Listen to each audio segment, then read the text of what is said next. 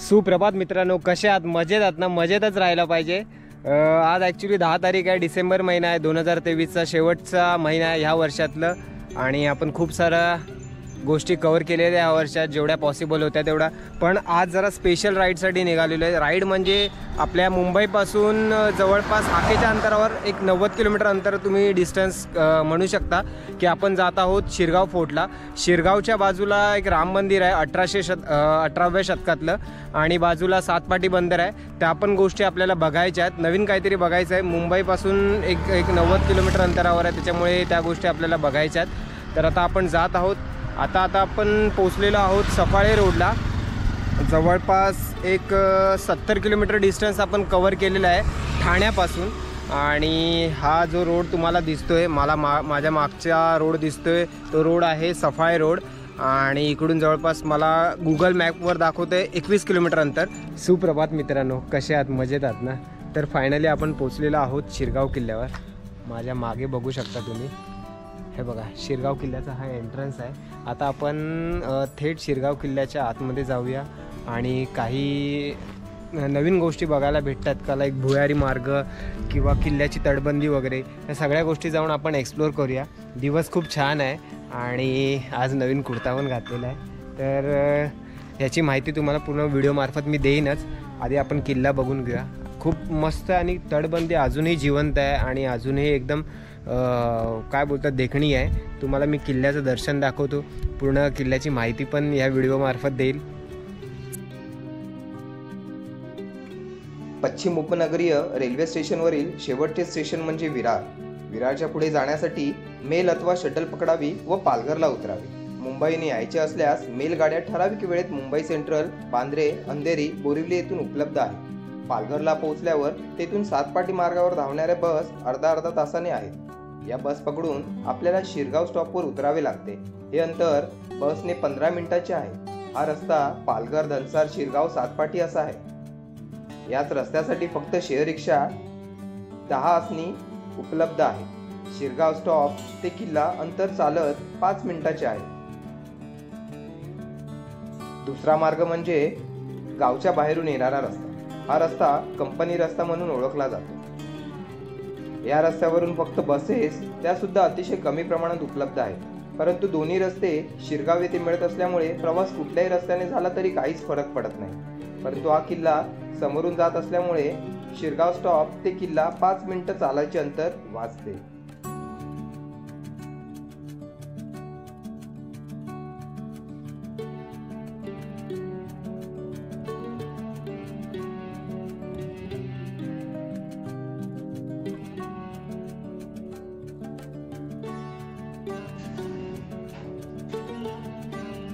शिरगाव किल्ला पालघर शहरापासून पश्चिमेस 5 ते 6 किलोमीटर अंतरावर असणाऱ्या अरबी समुद्राच्या समुद्र किनाऱ्यावर वसलेला आहे। हा किल्ला 16व्या शतकात पोर्तुगीजांनी उत्तर कोकणावर लक्ष ठेवण्यासाठी वापरलेला आहे। आज या किल्ल्याचे प्राचीन अवशेष शिल्लक आहेत। या किल्ल्यावर मराठ्यांच्या अगोदर पोर्तुगीजांचे वर्चस्व होते। हा किल्ला 1739 मध्ये मराठ्यांनी डहाणू, तारापूर आणि केळवे या किल्ल्याबरोबर जिंकला होता। या किल्ल्यावर मराठे आणि पोर्तुगीज यांच्यात मोठा संघर्ष होऊन मराठ्यांनी जिंकला होता। यात मराठ्यांच्या प्रतापराव हा सरदार धारातीर्थ पडला होता। या लढाईत मराठ्यांचे खूप नुकसान झाले होते, अशी नोंद पोर्तुगीज दप्तरी आढळते। पण अत्यंत जिद्दीने मराठ्यांनी हा किल्ला 9 जानेवारी 1739 ला जिंकला। यानंतर मराठ्यांनी आपल्याला हवे तसे बदल या किल्ल्यात केले होते। या किल्ल्यात एक विहीर देखील खोदली होती। हा किल्ला सन 1818 मध्ये ब्रिटिश यांच्यामध्ये झालेल्या तहानुसार ब्रिटिशांच्या ताब्यात देण्यात आला। त्याची लांबी 150 फुटाहून अधिक असून उंच 200 फूट आहे। पोर्तुगीजांनी या किल्ल्याचे नूतनीकरण केले होते। हा किल्ला अतिशय सुंदर आहे, पर्यटकांना भुरळ पडतो। या किल्ल्याच्या उत्तर पश्चिम भागात 5 पाय तोफ युद्ध इतिहास चिन्हांकित आहे। स्वच्छता व देखण्या सभोवतालच्या परिसरामुळे नियमित पर्यटक आणि इतिहास संशोधकांना हा किल्ला नेहमीच आकर्षित करत आहे। या किल्ल्यात एक पामवृक्ष असून महत्त्वाचे म्हणजे या किल्ल्यात पामवृक्षाचे झाड आहे, ज्याला 7 ते 8 शाखा आहेत। या किल्ल्याचे वैशिष्ट्य म्हणजे या किल्ल्याची तटबंदी आजही सुस्थितीत आहे। या किल्ल्याजवळच शिरगाव समुद्र किनारा लाभला आहे, तो आपोआपच पर्यटकांना आकर्षित करतो। या किल्ल्याचे संवर्धन करण्यासाठी प्रशासनाने आणि शासनाने लक्ष देणे आवश्यक आहे।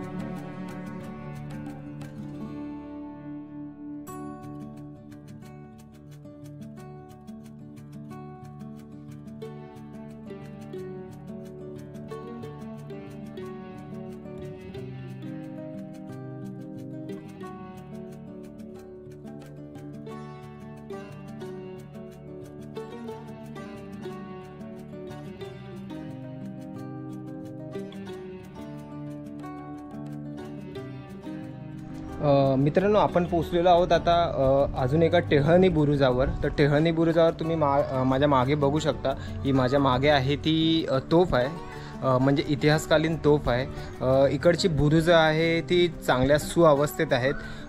अजून जरा आपल्या सरकारने जर देखरेख केली तर अजूनही चांगल्या सुअवस्थेत राहतील। ॲक्च्युली बाजूला समुद्र आहे, त्याच्यामुळे थोडा क्लायमेट वातावरणातील फरकामुळे ह्या दगडांवर पण कदाचित परिणाम होऊ शकतो। 300, 350, 400 वर्ष कदाचित झाली असतील ह्या किल्ल्याला। खूप चांगल्या सुअवस्थेत आहे। तर आपण पुढचा किल्ला चला बघून घेऊया।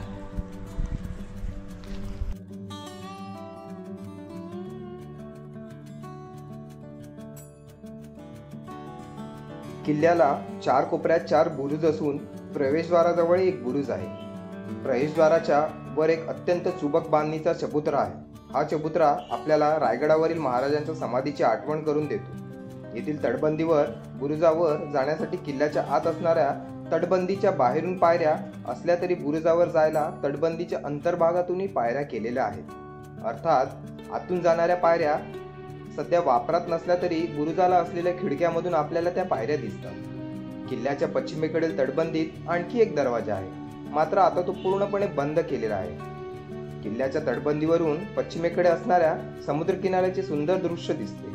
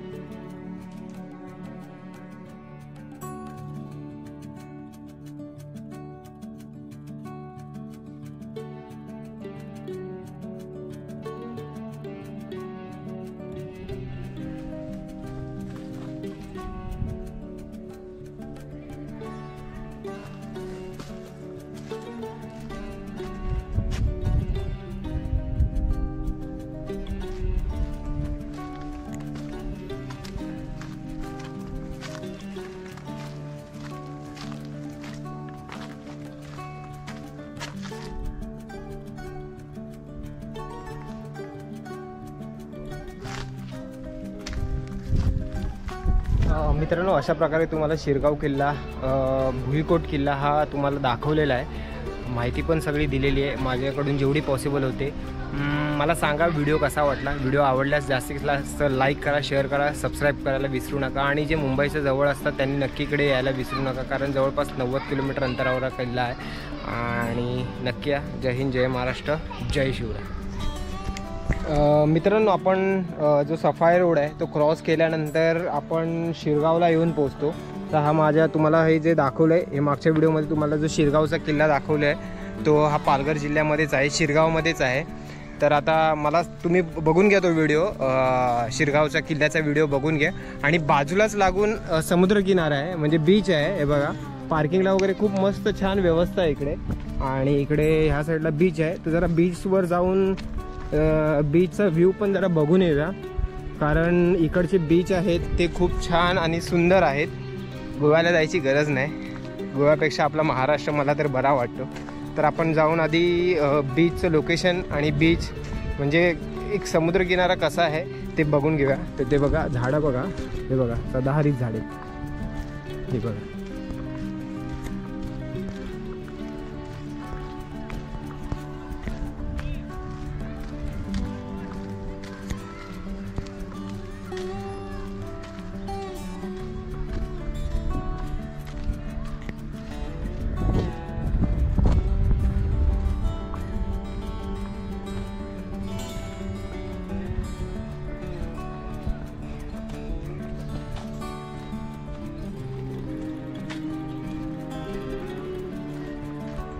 मित्रांनो, आपण पोहोचलेलो आहोत समुद्रकिनारी. शिरगावचं जे बीच आहे ते हेच बीच आहे. खूप छान आणि सुंदर आहे, फॅमिलीसाठी, कुटुंबासाठी, मित्रांसाठी आणि जे यंग कपल्स आहेत त्यांच्यासाठी हे खूप छान आहे.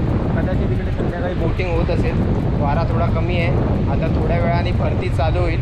आता ओहोटी आहे, थोड्या वेळाने भरती चालू होईल, त्याच्यानंतर पाणी इथपर्यंत कदाचित येईल. हे बघा, मस्त एकदम वाटते, वातावरण छान आहे, थंड आहे. हे बघा,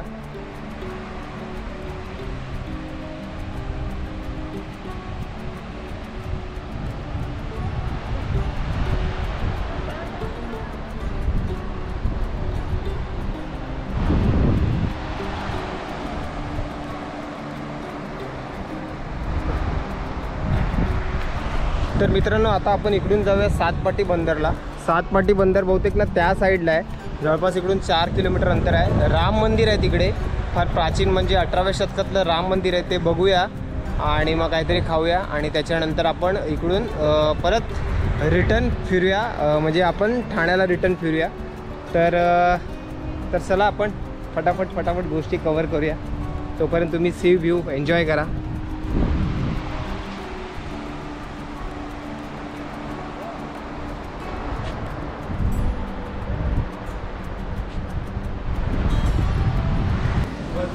मित्रांनो, माझ्या मागे बघू शकता श्रीराम मंदिर आहे. 1881 साली याची स्थापना झाली. खूप छान मंदिर आहे, पण आता दुपारचे वाजलेले आहे आणि मंदिर आहे बंद. तर मी बाहेरूनच दर्शन घेतलेलं आहे. आता बघूया जरा सातपाटी बंदराच्या इकडे जरा जायला भेटते का, आणि मग तिकडून पुढे आपला पुढचा प्रवास चालू ठेवूया.